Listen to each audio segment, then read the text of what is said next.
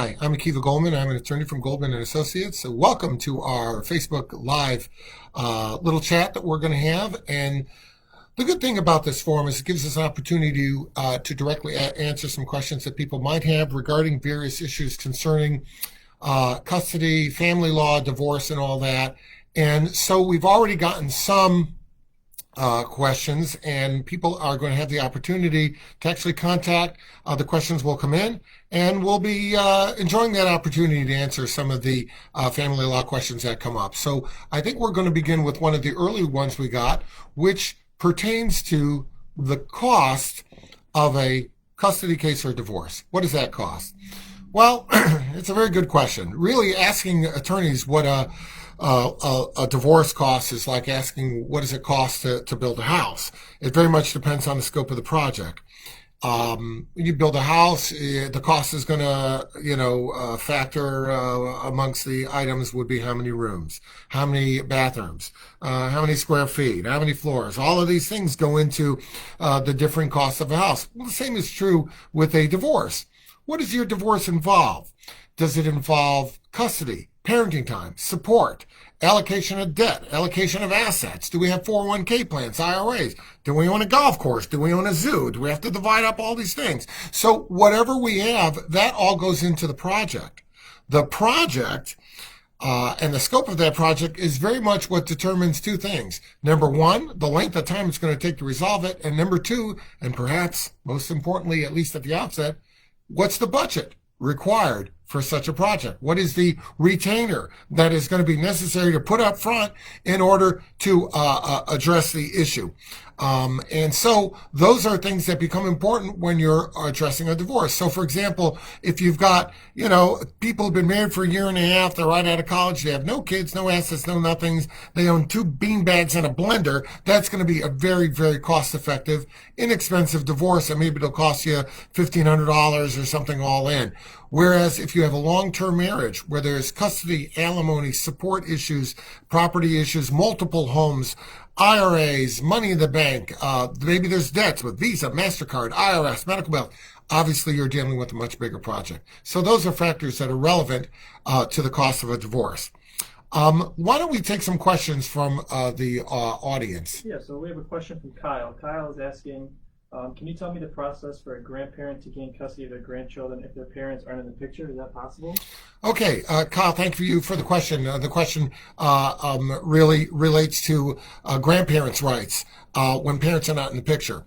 So really, when we talk about grandparents having the opportunity to have the kids, we're really more commonly talking about guardianship as opposed to custody. Custody, while it can be with grandparents, that's generally a term reserved for parents. What grandparents can do, and what is probably easier to accomplish if the children are already living with grandparents, and in Kyle's example, parents are out of the picture, so if that's the case, children are already probably living there, a lot easier for the parents to go to the probate court and ask the probate judge to grant them guardianship over the children so that they can have them in school, get them to doctors, do all the personal things that they need to do. This is something that grandparents can do, and it's very common that we'll see that. Grandparents trying to get custody in the face of living parents, very complicated. But in Kyle's example, where the parents are not in the picture, their best bet is to try to achieve guardianship. That'll be a much easier thing for the court to grant them than to deal with custody issues. Let's take another question.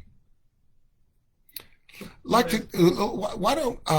was a very interesting question before about whether or not a person should self-represent. Why don't we talk about that? We got a question that was sent in advance asking us whether or not a person should represent themselves in a divorce or custody matter. It's a very good question. I mean, there are certain cases where the law does not permit someone to self-represent. Those would be cases, for example, in criminal cases where a person has a right to counsel. There's certain kind of high felonies, for example. Well, even if a person right off the bat says, hey, I want to represent myself, the court will appoint that person a lawyer because self-representation is not a good idea in that scenario. In civil matters, though, such as divorce, If the person insists on self-representing, I suppose they can. Really, the question is not can they represent themselves. The question is, should they represent themselves? I mean, if your tooth hurts, you can go into your garage, take a wrench, and pull your tooth out. And you could do that if you want to. But you know what? You probably should go to a dentist, and I'll tell you why. Because he knows what he's doing, and you don't. All right? And it's the same like anything else in life. There's a million reasons why you shouldn't do it that way.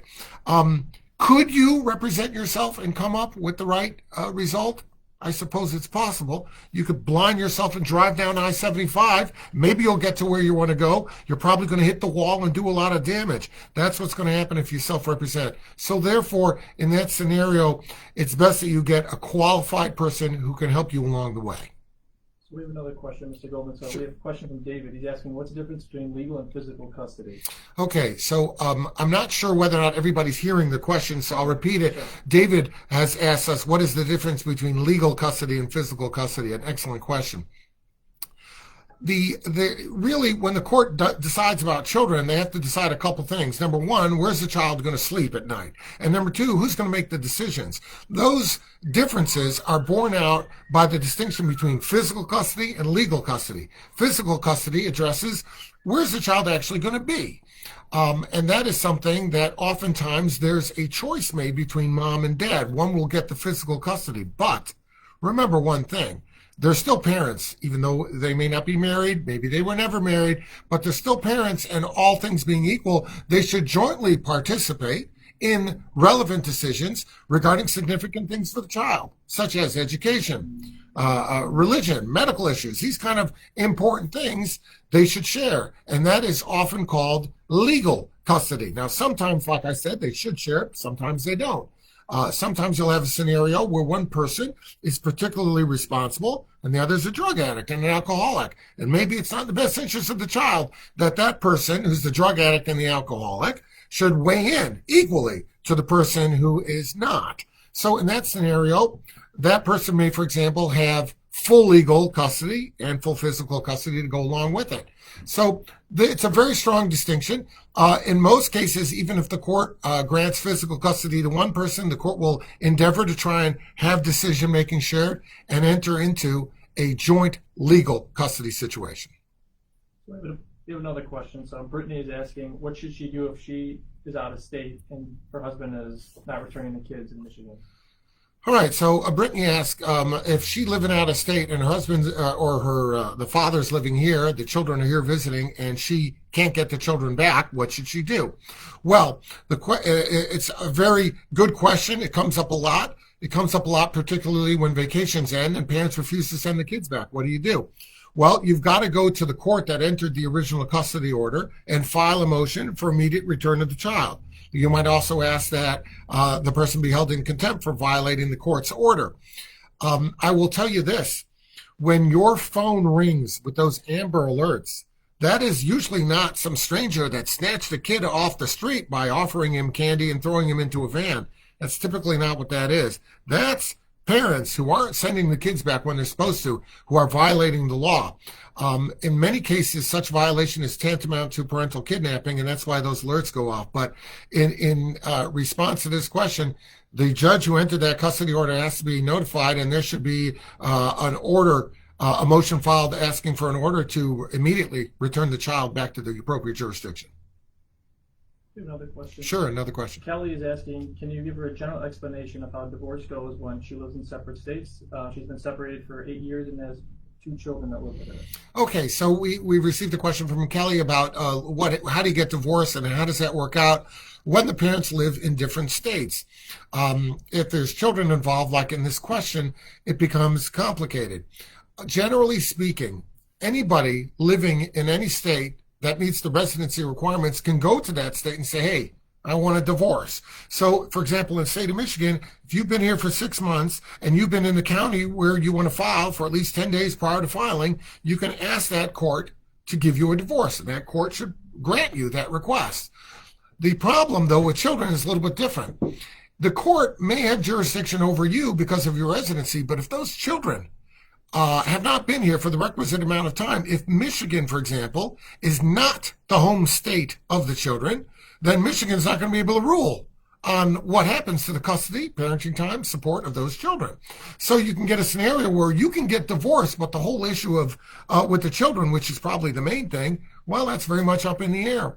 So in that scenario, that divorce should probably be filed in order to, accommodate that situation and consolidate the legal issues. That should be probably filed where the children are, wherever the home state of the children is. Because since that's the court that can handle the custody, that same court can handle the divorce issues as well. So that's what should be done in a situation where you have out-of-state parents and children and you want to get divorced. So we have some questions about when the free divorce giveaway is going to be selected. We had a question about our divorce giveaway. The firm, as you may have heard, is offering somewhat of a unique opportunity for a deserving individual to apply to the firm to get a free divorce, meaning that the law firm will handle their divorce at no cost to them and get them divorced. This is primarily being done in conjunction with Valentine's Day. After all, what is more in keeping with Valentine's Day than being single? Certainly in a joyous holiday like that, ending a bad marriage, it's all very much in keeping one with the other, as it's a continuum of love and romance. The answer about how long we're going to do this is a very short period of time. We've gotten literally hundreds and hundreds of applications, the great majority of which are all very deserving people.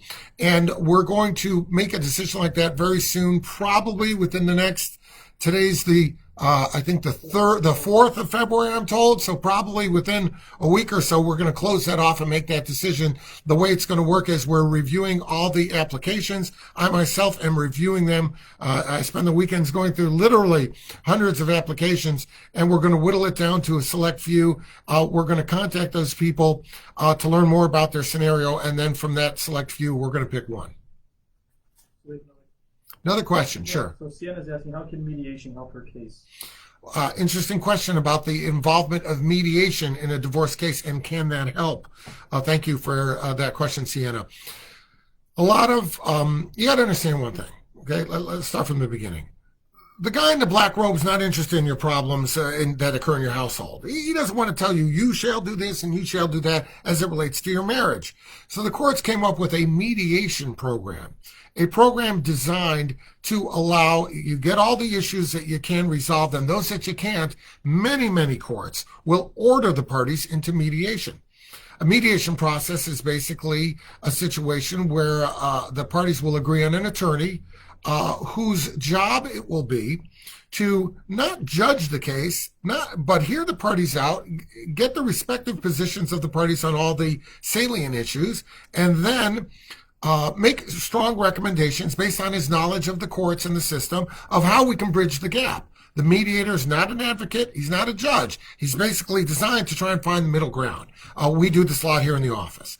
A mediation can help it a lot because it can help your case, because many times, as you know in life, it is sometimes hard to make decisions when you're right in the throes of it, when you're stuck in the emotions of it. Sometimes a third party can see the issues clearly and the solution clearly, and the people involved can't. So a mediator provides that very service.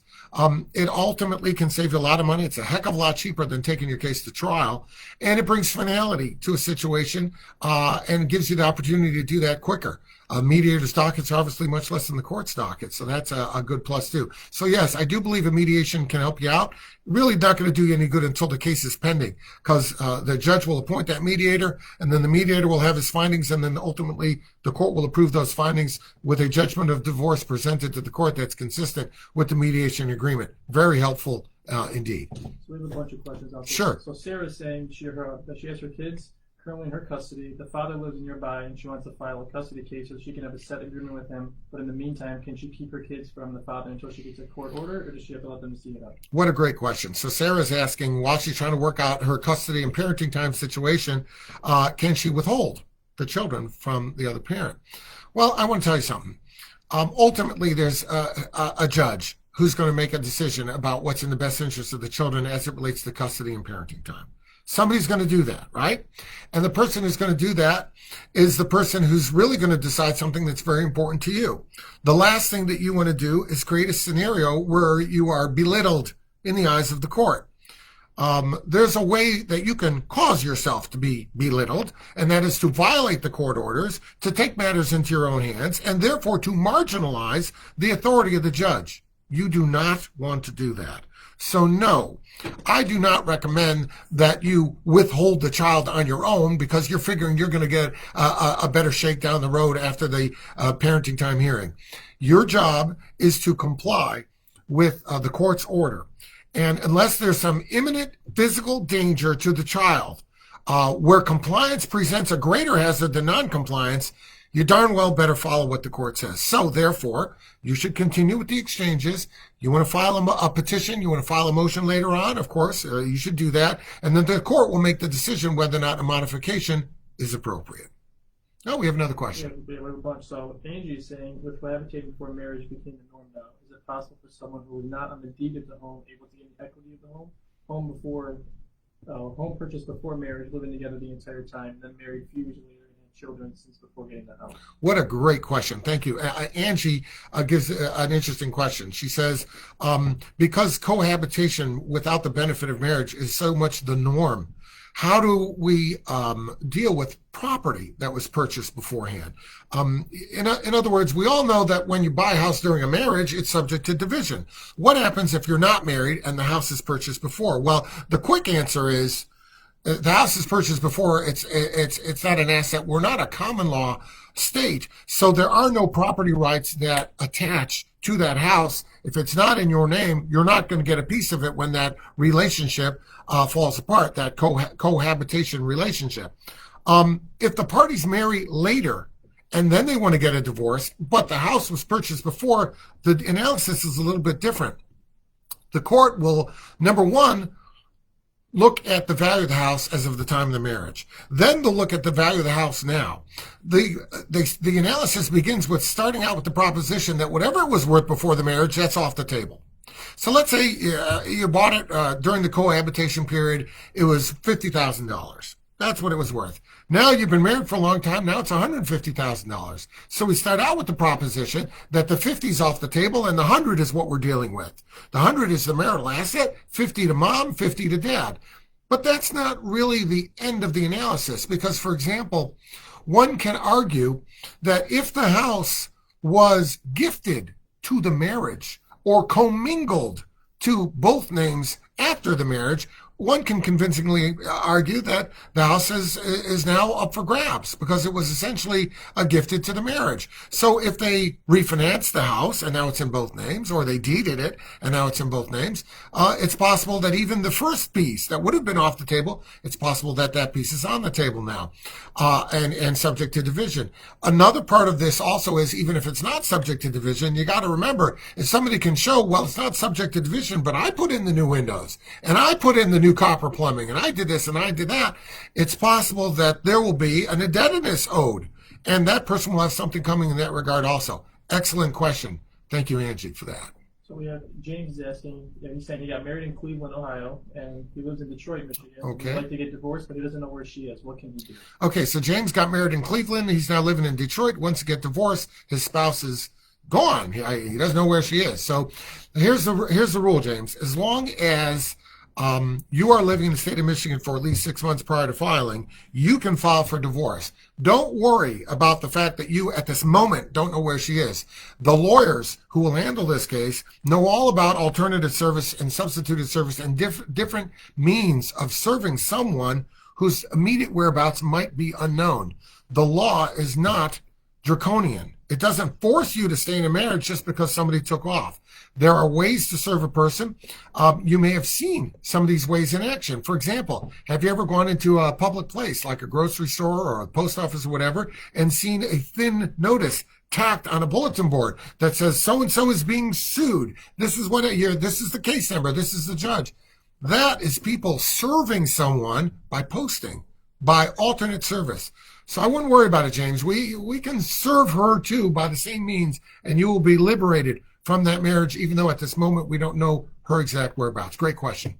So we have Amy's asking, how does it work when one of the parties is incarcerated and has been since September of 2016, and it is for at least another 4 or 5 years? They don't have children together. All they have is a house. What can she do? Okay, so here's a great question about can you get divorced if your spouse is incarcerated? And the answer is yes, you can. The individual who's in jail can be served very easily. At least he's not a flight risk. We know where he is, right? So that's not complicated at all. You'd still file your divorce in the county where you reside in the same way. There would have to be procedures set up in order to serve him. Sometimes that involves getting the warden involved and all that just to make sure that he gets served. But irrespective of that, you can still get your divorce going, and you will be able to do this. The fact that he's in jail is not in any way impediment to your finalizing your divorce. So I wouldn't worry about that. Contact a lawyer, follow the normal procedures. Someone else is asking, does the court have to approve them self-representing themselves in a case? Excellent question. The question is, does the court have to approve if you want to represent yourself in a case? Well, again, it depends what kind of case. Generally speaking, the court can't force you in a civil case to hire a lawyer. You have constitutional right to represent yourself. Whether you should or not is something that we already talked about before. There's an old expression that goes, the person who represents themselves has a fool for a lawyer and an idiot as a client. So whether you should do that, different story, but does the court have to approve it? No, the court doesn't have to approve it. The court, if you tell the court, I want to represent myself, the court will make a record of it. And the court will say, you understand that you are going to be bound by the same deadlines as everybody else. You're going to be bound by the court rules. You're going to have to follow the rules of evidence. You're going to have to comply with all these things. Knowing all that, is it still your desire to represent yourself? And in a civil matter, if you say yes, as far as the court's concerned, you're on your own, and you do it how you want to do it. Remember what I said before, though. Criminal matters are different. There's a right to counsel, and for that, the court may very well not let you represent yourself, and even if they do, they may appoint second-chair counsel to sort of guide you along the way with that. Good question. So the next question is, what is the difference between an annulment and a divorce? Wow, here's a very good question that we get a lot of. What's the difference between an annulment and a divorce? Usually this comes about because people will call in and they'll say something like, I've only been married for 3 weeks, I want to get an annulment. Okay, so let me tell you something. Both an annulment and a divorce are designed to rid you of the bounds of matrimony.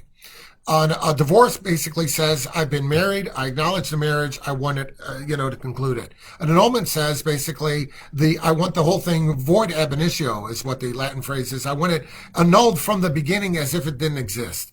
We see this a lot because for religious reasons, a lot of times people who are very devout and they find that the church might frown on a divorce, they seek an annulment. But I want to tell you something. An annulment is way harder to get than a divorce. Michigan's a no-fault divorce state. You can get a divorce for the asking. An annulment is basically a function of fraud.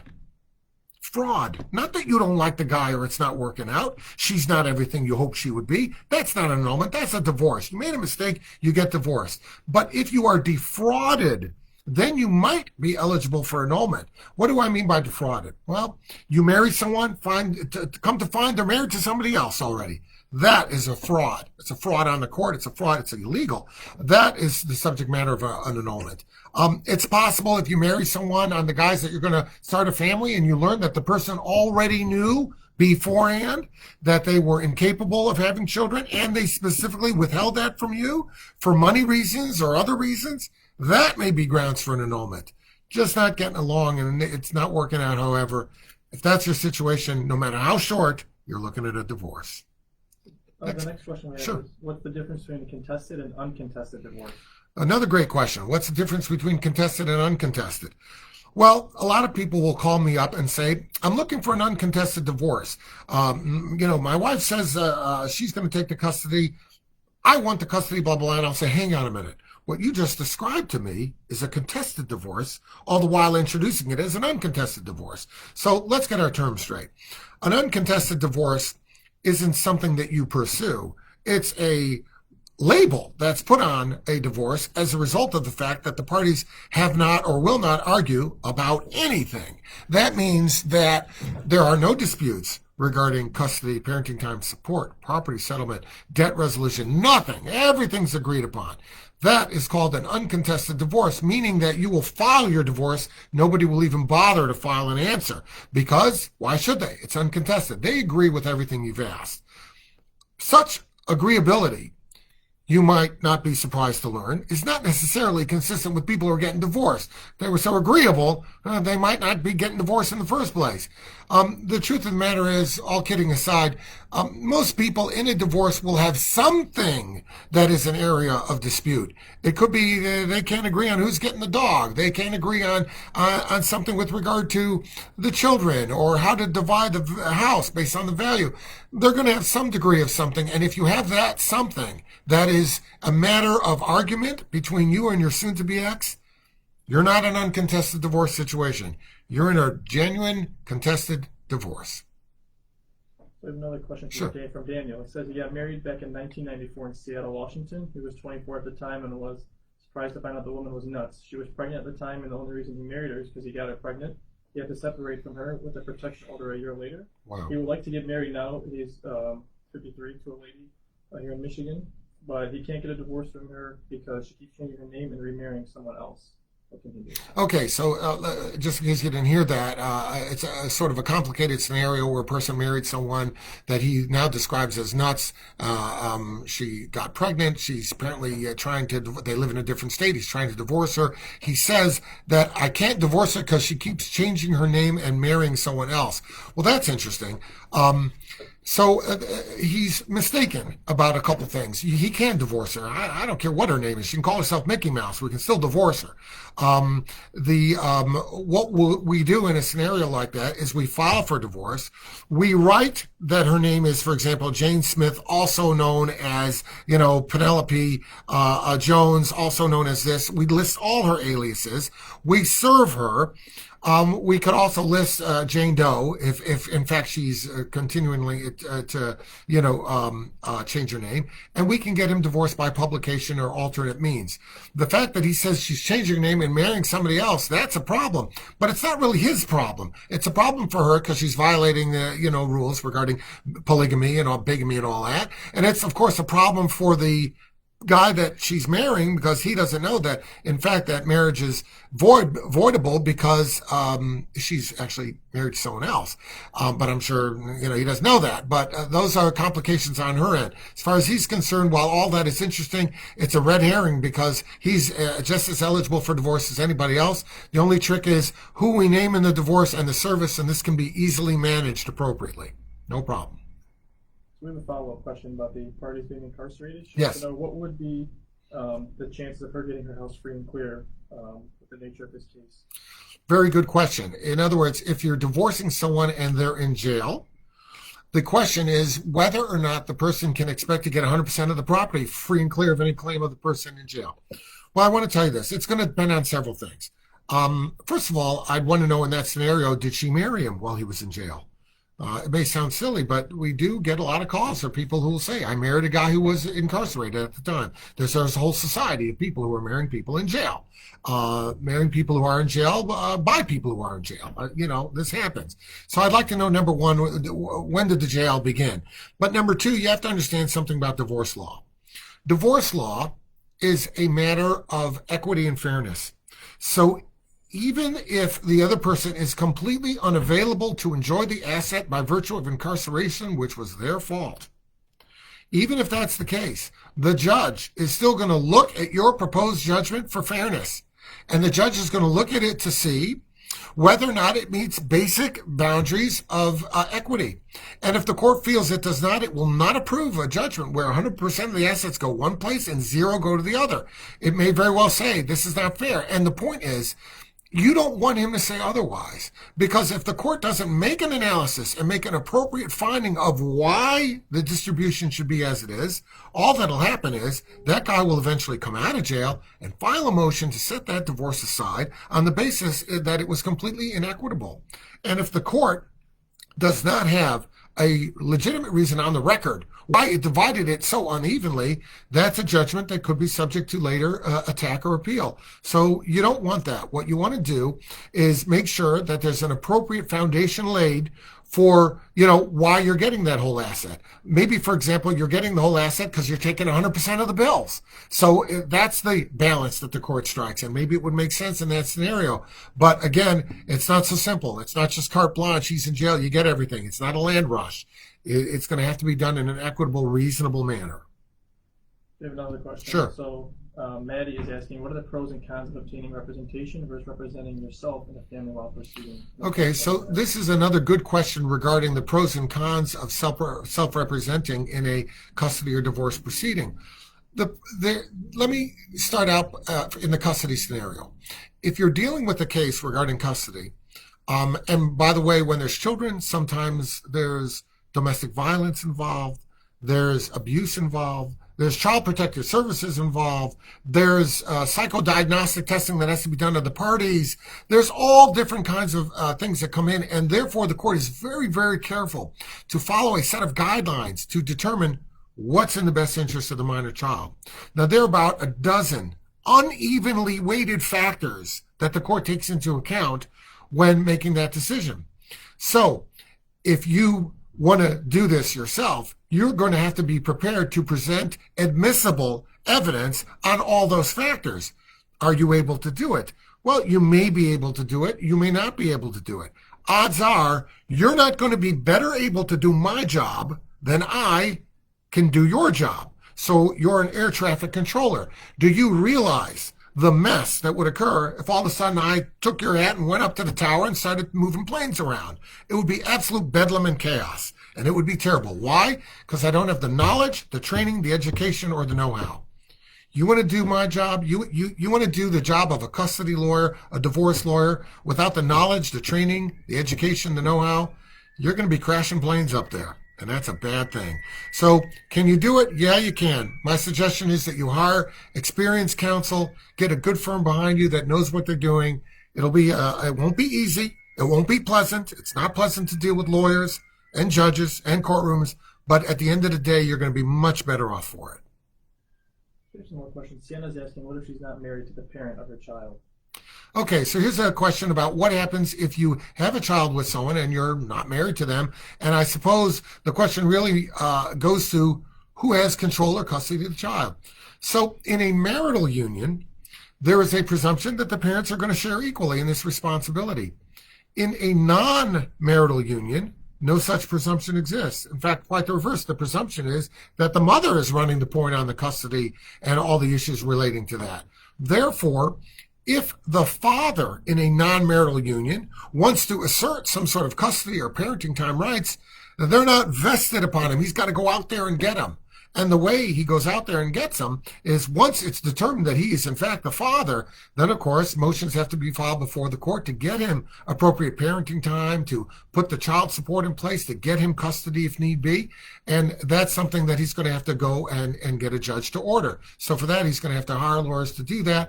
And ultimately, I'm sure it's going to work out, but that's the procedure that must be followed. So Kelly is asking, what happens if they attempt to serve the other party and they are able to dodge being served multiple times? So here's a good question that comes up. What happens if you're trying to serve the other party and they're able to dodge multiple times? Really, it's a question about what happens if someone attempts to evade service. So generally what happens is you give your documentation to a court officer, like a process server. And this guy's going to go out and he's going to try and serve these people. If it turns out that on multiple occasions they can't get him. The guy, they hear he's in the house, but he's not answering the door. Or they catch him, he's running out the back while somebody diverts you from the front. You know, these kind of things, you see them on television, but it happens all the time. Believe me, reality is much more interesting and complex than what you see on TV. But anyway, the point is, if the effort has been made to evade process for multiple times, then the process server will write us an affidavit saying, I tried to serve this person A, B, C, and D, he's evading service. And then we present that to the court with a motion to permit us to serve the person by alternative means. Publication in the legal news, which admittedly, it's somewhat of a fallacy. I don't think people read I don't think lawyers read the legal news, let alone lay people. But publication in the legal news is one way of notifying the party that he's being sued, tacking it on the door. Other methods, sometimes the court will even allow people to be served through electronic means. So once the person evades, that mechanism goes into play to make sure that service is accomplished. So we have another question. So Daniel, going back to him, he's the one that asked about if he can marry someone. Sure. You're in Michigan. He's one from Seattle. He wants to know if we're able to help him with that. Well, entirely possible, Daniel. I'm sure we can help you with it. You should circle back, reach out to the office, and we'll be glad to tell you what's involved. But remember one thing. The court in divorce cases, it's very much like the bird in the cage, and there's somebody with that key with the big round ring, and they open up the key and let the bird be free. The court plays that role in setting you free of a bad marriage, of the red tape, of the loose ends associated with a bad relationship.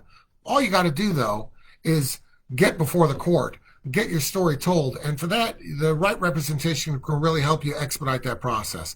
So if you have questions about that and you feel you've got to be let out of that cage, contact us, and of course, we'll be glad to help you out.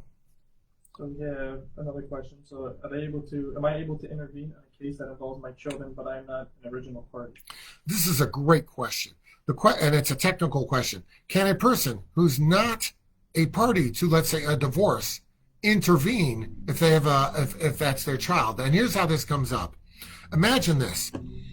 There's a presumption that a child born of a marriage is a product of the marriage. So imagine a woman has an affair. During the marriage, she goes outside the relationship, she gets pregnant, she has a child. That child is not a product of that marriage, although there's a presumption that that's a product of the marriage, but in reality, there's another father out there, and that's his kid. Now it turns out the happy home is falling apart. The married people are getting divorced, and now this child is going to be the product of a broken home. Well, the father, the real father, he wants to have his parenting time. Maybe he wants custody of that child. So the question is, can he intervene in that case? And the answer is, motions can be filed appropriately to set his position forward. He can make the effort to intervene in that case so that he can assert his claim. What he can do, he can either try to intervene or file his own motion and have his rights consolidated and have that heard before the court so that he can be considered as part of that. In a case like that, here's what would typically happen.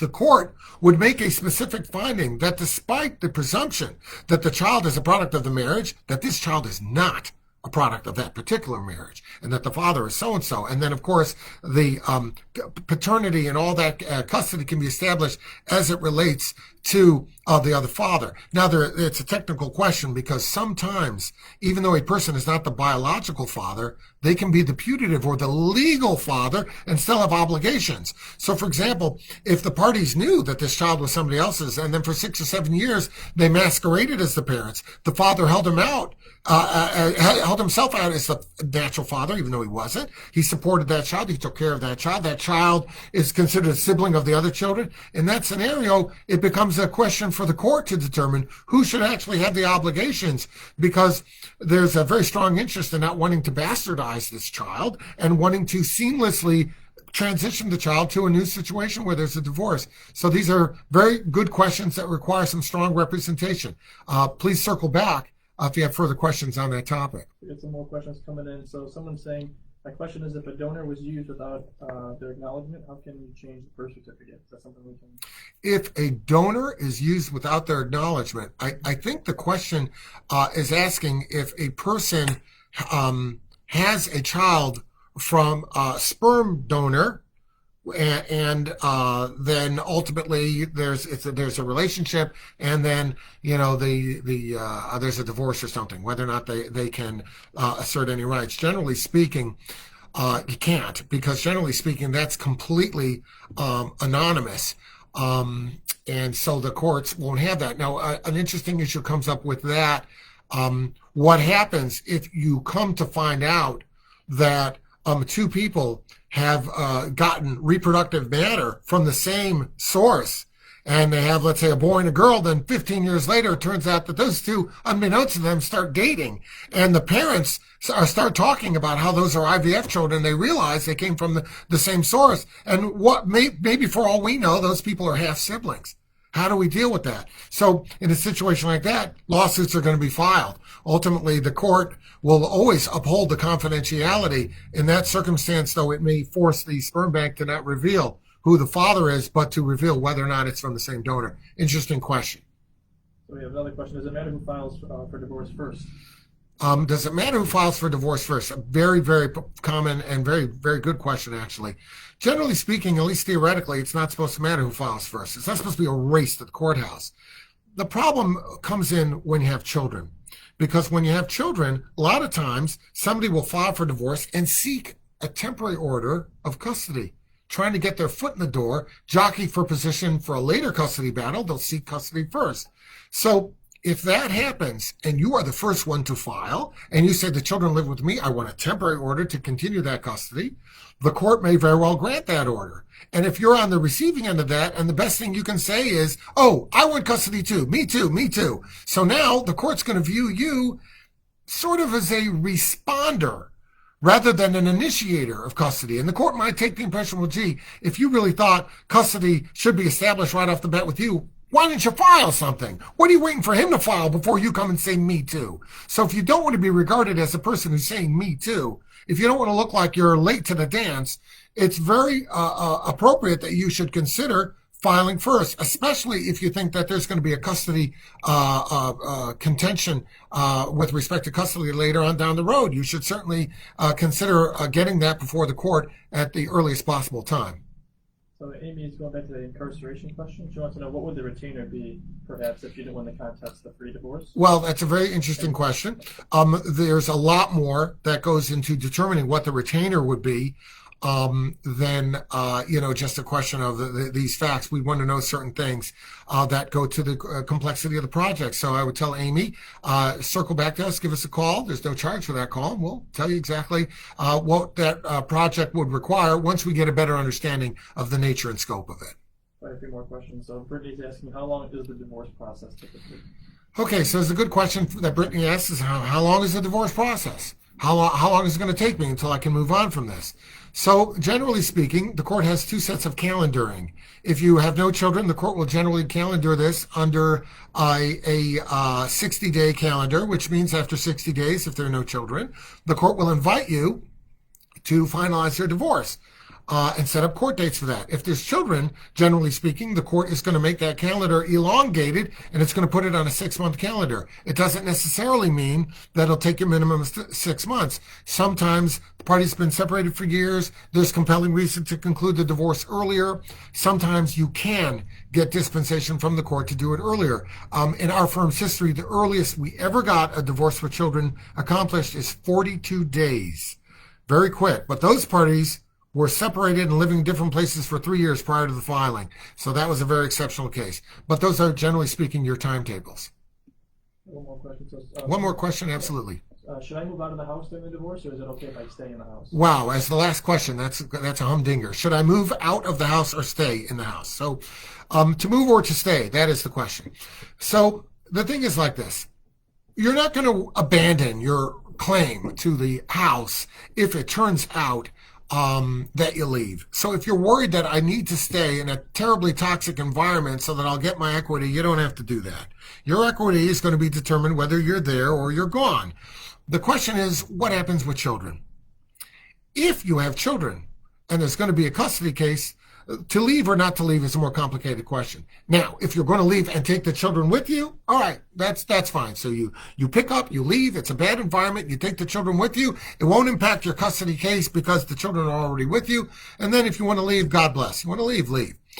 If you want to leave, though, and not take the children, and later on complain that he's a terrible custodian, it's a toxic environment, that's why I had to leave, be prepared for the court to ask you, if it's so bad, why'd you leave your kids there while you were getting yourself together? That's going to be a tough question for you to answer. So in that scenario, you might think twice about leaving unless you're taking the children with you. Now, overall, to all of this is you need to understand one thing. The court is usually fond of maintaining the status quo. And maintaining the status quo means all the bills are still going to have to be paid. So if you pick up and leave and therefore generate another set of bills, more rent, more utilities, another cable, another this, another that, be prepared for the court to say you're still going to have to maintain your expenses in the other house, all the while picking up a new set of bills. So as you make the decision to leave or not to leave, these are the appropriate considerations that you should have. I want to thank everybody for participating today. I really enjoyed it. I hope you did as well. And I hope you found this informative. And as always, you can circle back to us with any further questions, and we'll be glad to help you out. Thank you again for your participation.